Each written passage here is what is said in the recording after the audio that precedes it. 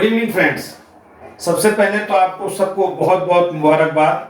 आज अंतर्राष्ट्रीय मजदूर दिवस है और इस अवसर पर मुझे मुनव्वर राना साहब की कही हुई मुद्दा लाइनें याद आती हैं कि सो जाते हैं फुटपाथ पर अखबार बिछाकर, मजदूर कभी नींद की गोली नहीं खाते। मित्रों, मई डे के बाबत मैं आज आपसे शेयर करूंगा कि सबसे पहले 1886 में अमेरिकन मजदूर यूनियन ने एक बृहद प्रदर्शन आयोजित किया, जिसमें उनकी बड़ी सामान्य सी मांग थी कि अधिकतम कार्य घंटे 8 घंटे निर्धारित किए जाएं, जिसको लेकर के न्यूयॉर्क के हेमकॉट में उस प्रदर्शन के दौरान एक बम विस्फोट हुआ और बम विस्फोट के उपरांत पुलिस ने अंधाधुंध गोली चलाकर 7 मजदूरों को मारा और सैकड़ों मजदूर घायल हो गए। एक बड़ा ऐतिहासिक तथ्य यह आता है, हालांकि इसकी प्रमाणिकता तो सिद्ध नहीं है, लेकिन कहा ऐसा जाता है कि उस प्रदर्शन के दौरान शांति का प्रतीक मजदूर सफेद झंडा लेके खड़े थे और उस गोलीबारी के बाद जब जो झंडा पकड़े हुए मजदूर आगे था, जब वो गिरता था तो पीछे से दूसरा मजदूर उसको साथ लेता था और वो सफेद झंडा मजदूरों के रक्त में रंग कर लाल हुआ और तब से अंतरराष्ट्रीय स्तर पर मजदूरों की पहचान ये लाल झंडा स्थापित हुआ। मित्रों, सोचने वाली बात है कि आज जो भी सामाजिक संरचना है, इसके नींव में हर जगह कहीं ना कहीं कोई ना कोई मजदूर शामिल है। क्यों? बिना इस शारीरिक श्रम के आज कुछ भी संभव नहीं है। और जब ये इतना महत्वपूर्ण व्यक्ति है जिसको हम मजदूर कहते हैं, तो आज ये उपेक्षित क्यों? आज ये समाज के सबसे आखिरी पंक्ति में खड़ा व्यक्ति क्यों? उसका कारण कहीं ना कहीं हमारी व्यवस्था है, उसका कारण कहीं ना कहीं हमारी आपकी गंदी राजनीति है। मैं आपसे शेयर करना चाहूंगा पश्चिम बंगाल के एक बहुत बड़े नेता जो खुद को मजदूर प्रतिनिधि कहते थे, मजदूर नेतृत्व कहते थे, और वैसे भी कम्युनिस्टों ने मजदूरों का ठेका ले रखा तथाकथित। वो तो स्वयं एक लेबर लीडर थे, परंतु आपको जानकर यह आश्चर्य होगा कि उनके बेटे की 3 इंडस्ट्रियां चलती थी और वो तीनों की तीनों मल्टीनेशनल इंडस्ट्रियां थी आज से 20 साल पहले। ऐसा ही एक नेता कानपुर में हुआ।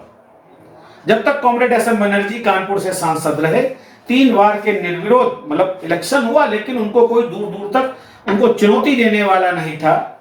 एक वो कानपुर का लेबर लीडर हुआ और उसके बाद एक बहुत बड़ा नाम जिसका फिल्म इंडस्ट्री से लेकर के और राजनीति तक में एक अच्छा मुकाम था, जब वो व्यक्तित्व नेतृत्व में आया तो कानपुर की पूरी इंडस्ट्रीज खत्म हो गई। पूर्व का मैनचेस्टर कहलाने वाला कानपुर आज अपनी पहचान के लिए संघर्ष कर रहा है। कारण कि हमने मजदूरों के श्रम को महत्व नहीं दिया। राणा साहब बहुत अच्छी बात कहते हैं कि फरिश्ते आके उनके जिस्म पर खुशबू लगाते हैं, फरिश्ते आके उनके जिस्म पर खुशबू लगाते हैं, वो बच्चे जो रेल के डिब्बे में झाड़ू लगाते हैं। आपने देखा होगा छोटी छोटी दूरियों की ट्रेन में, जहां 100-150 किलोमीटर की जो ट्रेनें होती हैं, उसमें जगह जगह छोटे छोटे स्टेशन से कुछ बच्चे आ जाते हैं, डिब्बा साफ करते हैं, आपसे 10, 20, 50 पैसे लेते हैं, 1 रुपया 2 रुपया लेते हैं। मित्रों, ये सम्मान के पात्र हैं। ये वो उपेक्षित लोग हैं जो हमारे समाज का समाधार है, जिनके बूते पर हमारा समाज स्थापित है।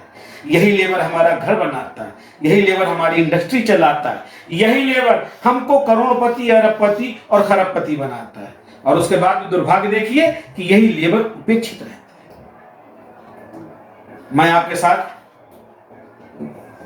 जमील मजहरी साहब का एक शेयर करना चाहूंगा, जो मजदूरों की हकीकत को बयां करता है कि होने दो चारागाह महलों में क्या हमको अगर दिवाली है, होने दो चारागाह महलों में क्या हमको दिवाली है, मजदूर हैं हम, मजदूर हैं हम, मजदूर की दुनिया काली है। ये कड़वी हकीकत है। सोचना पड़ेगा हमारी सरकारों को, सोचना पड़ेगा हमारे समाज को। जब तक समाज के इस आखिरी पंक्ति के व्यक्ति तक विकास नहीं पहुंचेगा, इसको 2 वक्त की सुरक्षित रोजी रोटी की व्यवस्था नहीं होगी, यह समाज कभी भी उत्थान नहीं कर सकता। अगर हमारे मजदूर का पेट भूखा होगा तो निसंदेह कहीं ना कहीं उसका प्रभाव हम पर भी होगा। मैं उम्मीद करता हूं कि आप मेरी बात से सहमत होंगे। और आखिरी में अपनी बात को समाप्त करते हुए मैं अफजल खान साहब की 2 लाइनों को यहाँ पर कोट करना उचित समझूंगा कि लोगों ने आराम किया और छुट्टी पूरी की, चाकू मई को भी मजदूर ने मजदूरी की। मित्रों, ये हकीकत है कि जिस लेबर डे पर बड़े बड़े प्रतिष्ठान, सरकारी प्रतिष्ठान, बड़ी बड़ी यूनिटें बंद होती है, एक काम मजदूर आज भी अगर मजदूरी ना करे, आज के दिन भी अगर मजदूरी ना करे, तो उसके घर में रोजी रोटी की व्यवस्था नहीं होती। अगर आप मेरी बात से सहमत हो तो मुझे लाइक करें, मेरे वीडियो पे कमेंट करें। नमस्कार।